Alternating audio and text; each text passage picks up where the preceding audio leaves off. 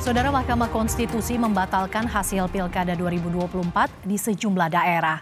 MK memerintahkan pemungutan suara ulang. Perintah ini dibacakan oleh Hakim MK dalam sidang putusan sengketa pemilihan kepala daerah 2024. MK menyebutkan pemungutan suara ulang atau PSU di sejumlah wilayah wajib digelar kembali setelah menemukan adanya pelanggaran. Pelanggaran yang dimaksud antara lain kandidat yang telah menjabat sebagai kepala daerah sebanyak 2 kali dan kandidat yang maju masih dalam jeda waktu 5 tahun. Pimpinan DPD Kabupaten Serang yang kami Berdasarkan keputusan Mahkamah Konstitusi, ada lebih dari 20 daerah yang harus melakukan pemungutan suara ulang, baik di seluruh TPS maupun di sebagian TPS. Di antaranya Provinsi Papua, Kabupaten Pasaman, Kabupaten Bovendigul, Kabupaten Barito Utara, Kabupaten Tasikmalaya, Kabupaten Magetan, Kabupaten Serang, Kota Palopo, Kota Banjarbaru, Kabupaten Kutai Kartanegara, Kota Sabang, Kabupaten Siak, Kabupaten Gorontalo Utara, dan Kabupaten Bengkulu Selatan.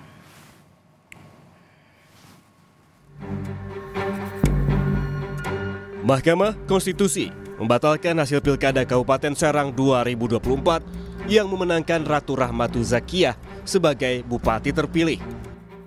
Ratu Rahmatu Zakiah merupakan istri Menteri Desa Pembangunan Daerah Tertinggal Yandri Susanto.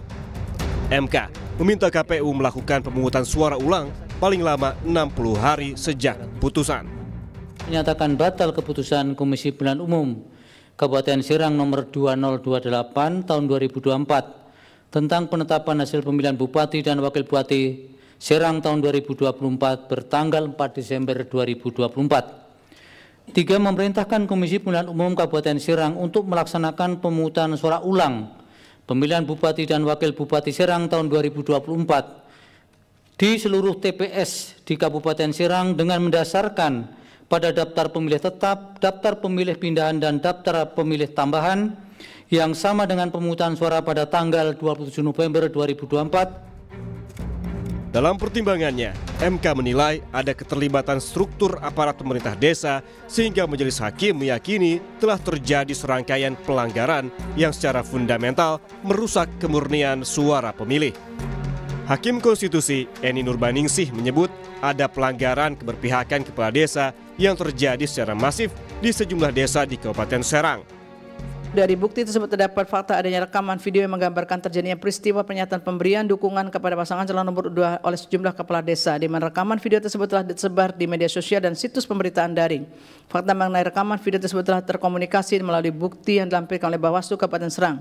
Video bukti dan seterusnya dianggap diucapkan yang pada pokoknya menyatakan bahwa benar telah terjadi ketidaknetralan kepala desa dalam pemilu kada Kabupaten Serang. Berkenaan dengan tersebut merupakan fakta hukum yang tidak terbantahkan bahwa Yandri Susanto selaku menteri memiliki hubungan pernikahan dengan Haja Ratu Rahmatu Zakiah selaku calon bupati dari pasangan calon nomor 2. Peristiwa Yandri Susanto dalam posisi sebagai menteri telah menyelenggarakan atau menghadiri kegiatan yang di dalamnya terdapat pernyataan bersifat meminta atau mengarahkan kepala desa untuk mendukung pasangan calon nomor urut 2.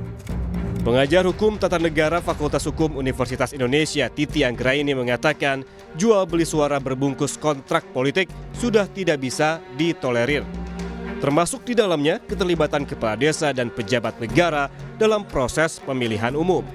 Bahkan dalam putusan Mahakam Ulu, Mahkamah Konstitusi sebut dengan jelas soal vote buying atau jual beli suara berbungkus kontrak politik yang tidak biasa. Termasuk juga MK tidak menolerir politisasi dan cawe-cawe kepala desa, termasuk keterlibatan pejabat negara dan pejabat daerah.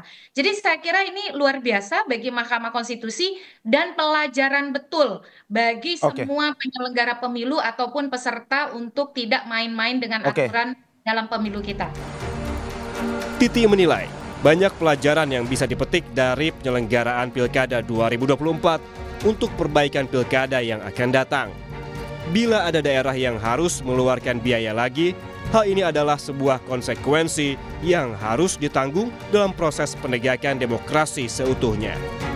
Tim Liputan, Kompas TV. Lalu seperti apa perkembangan terkini kasus kecurangan Pilkada 2024 ini? Kita menuju Istana Kepresidenan Jakarta. Sudah ada jurnalis Kompas TV Cindy Permadi dan juru kamera Arif Rahman di sana.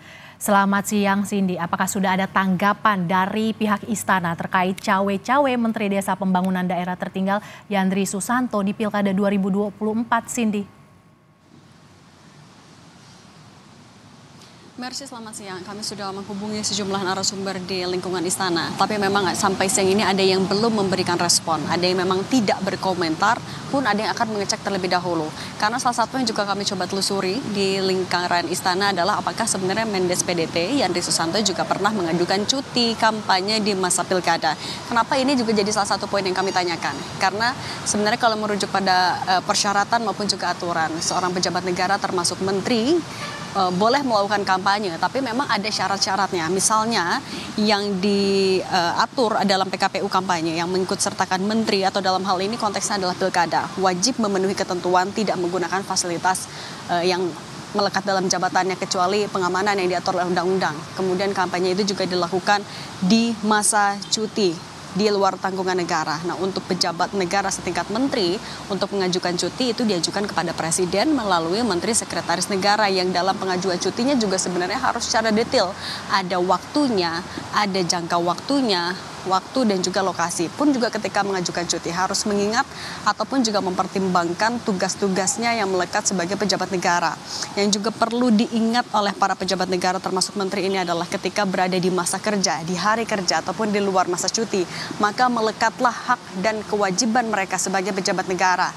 Nah, kalau dalam konteks Pilbub Serang, kalau kita juga melihat pertimbangan dari MK yang untuk membatalkan hasil pilkada sekaligus juga untuk melaksanakan PSU atau pemungutan suara ulang di Pilbub Serang, MK berpendapat ada keterlibatan struktur aparat pemerintahan desa yang berkaitan erat dengan tindakan atau perbuatan yang baik secara langsung maupun tidak langsung dilakukan oleh Mendes PDT Yandri Susanto berkaitan dengan jabatannya sebagai pejabat negara. Dalam pertimbangan MK merupakan fakta hukum bahwa Mendes dengan Ratu Rahmatu Zakiyah merupakan cagup nomor urut 2 memiliki hubungan suami istri. Nah, berkenaan dengan hal ini, Mendes Yandri Susanto terbukti melaksanakan dan menghadiri kegiatan yang mengarahkan kepala desa untuk mendukung pasangan nomor urut 2 itu.